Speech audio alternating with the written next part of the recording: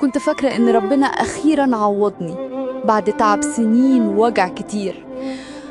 هو كان مختلف، كان بيحبني بصدق، أو على الأقل كده كنت شايفة. كان دايماً يقولي أنا مش هشوف في الدنيا زيك، وكنت أصدق كل كلمة، أصدقها بقلبي قبل وداني.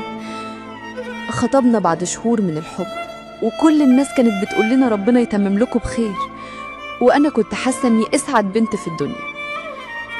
كل يوم كنت بعد الأيام، بعد الساعات، مستنية اليوم اللي ألبس فيه فستاني الأبيض وأبدأ حياتي الجديدة معاه. كنت مجهزة كل حاجة، الفستان، الكوشة، البيت اللي حلمنا بيه سوا. كنت بحلم بيه كل ليلة وبصحى على اسمه كل صباح، لحد ما جه اليوم اللي كنت بستناه سنين. قبل الفرح بيوم واحد صحيت الصبح، كلمته ما ردش. قلت أكيد مشغول، طبيعي يعني. عدت ساعة وساعتين واليوم كله راح ومفيش رد. قلبي بدأ يدق بسرعة، بدأت أتخيل كل السيناريوهات الممكنة والمستحيلة. وبالليل جالي اتصال من صاحبه، قال لي هو سافر ومش راجع. ساعتها كل حاجة جوايا انهارت. الكلمة دي كانت كأنها طلقة جت في قلبي. إزاي؟ وليه؟ فين كل الوعود؟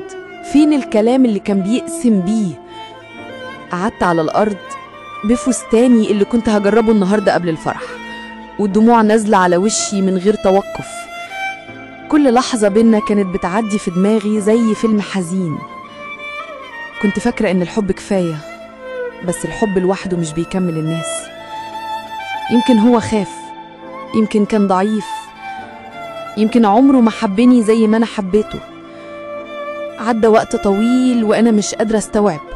كنت بدور على سبب، على أي حاجة تخليني أفهم، بس مفيش غير وجع وذكريات بتطاردني في كل لحظة. ومع الوقت فهمت إن ربنا نجاني من حاجة كانت هتوجعني أكتر بعد الجواز. اللي يسيبك من غير سبب ما كانش ليك من البداية. اللي يقدر يكسر قلبك قبل الفرح كان ممكن يدمرك بعده. النهاردة لما ببص ورايا بحمد ربنا. ما كنتش شايفة وقتها، بس دلوقتي فهمت إن كل وجع ليه حكمة. أنا وجعت بس كبرت، انهدمت بس قمت، وأقسم بالله اللي كان نهايتي هو السبب في قوتي. وفي الآخر اتعلمت إن اللي سابك قبل الفرح يمكن ربنا بعته ينقذك مش يكسرك.